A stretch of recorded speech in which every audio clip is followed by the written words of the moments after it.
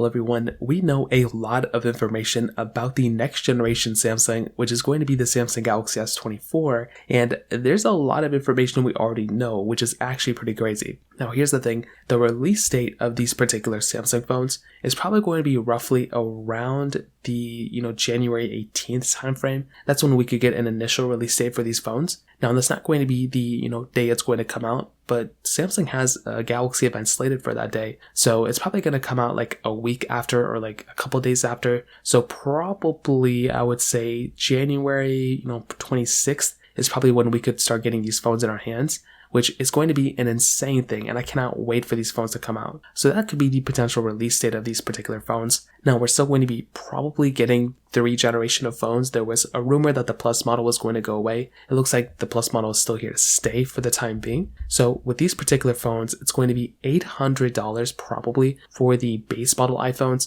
It's probably going to go up to, the standard price tag, the $1,000 for the S24 Plus, and then something around like the $1,200, maybe $1,300 for the S24 Ultra. So it's going to be kind of something like that. Again, a lot of these things can change, but that is another thing that could end up happening here. Now, from what we know, basically all these phones are probably going to have roughly around the same type of display as the phones from before. Now, they do mention that the main hardware change on the outside is probably going to be somewhat of like a different camera setup. So they could end up changing it slightly, but I do think Samsung needs to make some sort of bigger change here, because if they don't, well, then that's going to be kind of an issue. If it looks the same as before, I don't think that's going to be a good thing. There were some renders that came out that kind of made this phone look something like a S23 or S23 FE. I hope that doesn't end up being the case. I hope these things look more like the S23 than they look like the S23 FE, in my opinion. Now, in terms of the chipsets inside, we're probably going to be getting that Snapdragon 8 Gen 3 chipset, which is going to be a pretty big change. I've heard a lot of different things, especially from some of the devices that I already have, like 8 Gen 3s that are going to be coming out soon.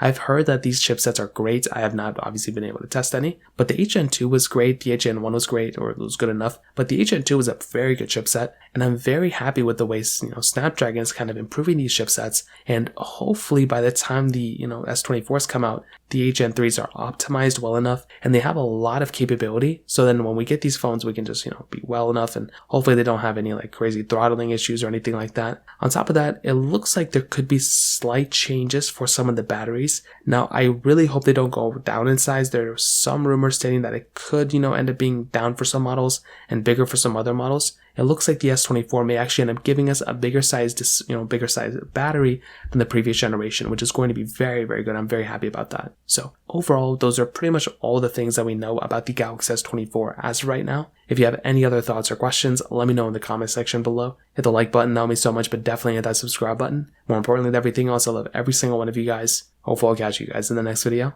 Peace out till then.